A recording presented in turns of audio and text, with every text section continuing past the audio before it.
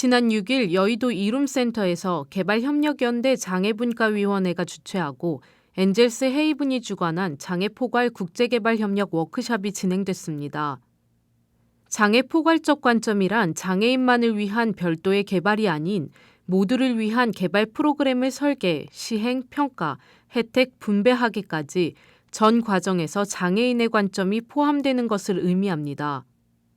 이날 기조 강연을 맡은 엔젤스 헤이븐 조준호 상임이사는 기존의 장애 분야 국제개발 협력은 비장애 시민사회단체의 주도로 오랜 시간 사업이 추진돼 왔지만 이는 비장애인의 시점에서 바라본 사업일 뿐 제한적인 원조와 지원이었다고 지적했습니다. 그 중에 한 예로 어린이를 대상으로 하는 교육 관련 사업을 꼽으면서 장애 어린이가 소외되고 있다는 부분을 꼬집었습니다. 조 상임이사는 휠체어가 없는데 어떻게 학교를 다닐 수 있겠냐며 학교만 지어준다고 해서 어린이들이 공부를 할 수 있는 것은 아니라고 지적했습니다.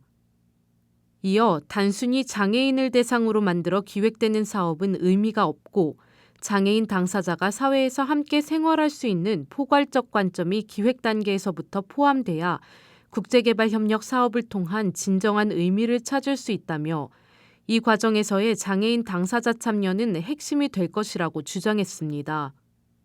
더불어 실질적인 이행을 위해 한국국제협력단 코이카 내 장애 담당관 배치, SDGs에서 장애 분야 확장, SDGs에 명시된 장애 항목에 대한 구체적 실천 방안 마련, 국가, 조직단체 등 다양한 단체에 해당하는 지침 마련 등을 세워냈습니다.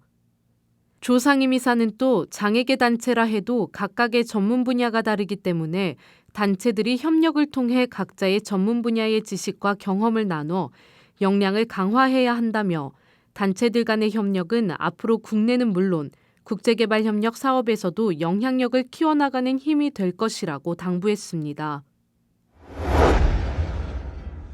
지난 10일 식약처 식품의약품안전평가원은 세계보건기구 서태평양 지역사무처와 아시아 개도국 지원 사업을 백신 분야에서 전통의약품 분야로 확대한다고 밝혔습니다. 서태평양 지역사무처는 세계보건기구 6개 지역사무처 중 하나로 한국, 일본, 중국, 호주 등 27개국 10개의 지역을 관할하는 곳이며 기존 백신이었던 협력 분야는 한약, 생약 등 전통의약품으로까지 확대될 전망입니다. 이번 사업 분야 확대는 지난해 유엔 개발정상회의 등에서 박근혜 대통령이 발표한 국제개발협력 4대 구상의 일환으로 개도국의 감염병 대응 역량 등을 강화해 모두가 안전하고 건강한 삶을 살 수 있도록 지원하기 위해 마련됐습니다.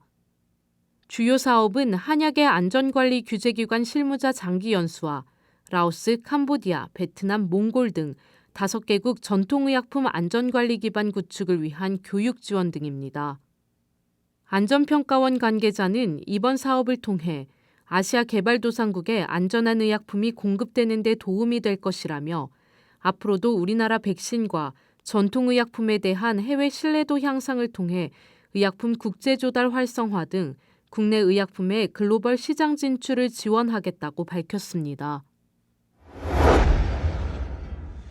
다음 달 30일부터 경주에서 있을 제66회 유엔 NGO 컨퍼런스를 앞두고 지난 8일 포항 한동대학교 올레이션스 홀에서 유엔 관련 특강이 열렸습니다. 이번 컨퍼런스 사전 준비를 위해 방한한 유엔 공보국 대표단의 마허나살 유엔 공보국 선임국장은 가자지구와 예루살렘, 암만, 카이로, 빈, 뉴욕에서 난민과 마약 범죄, 공적 정보 등을 다루며 28년 이상 유엔에 몸담은 베테랑이며 이번에 한동대를 3번째 방문하여 강사로 섰습니다. 유엔과 국제시민정신이라는 주제로 진행된 이번 특강은 유엔이 펼쳐온 범세계적 협력 활동과 함께 글로벌 사회 속 국제시민이 갖춰야 하는 태도를 중심으로 진행됐습니다. 강연 시작에 앞서 나세르 국장은 세계의 글로벌화가 점차 가속화되는 현 상황에서 국제적 시민의식이 제대로 자리 잡아야 보다 나은 사회를 이룩할 수 있다며 해당 주제의 중요성에 대해 역설했습니다. 또한 최근 사회적 화두인 유엔 북핵 제재를 이끌어낸 유엔 안전보장이사회의 기능과 상임이사국의 거부권과 같은 보다 전문적인 국제적 주제도 함께 다뤘습니다.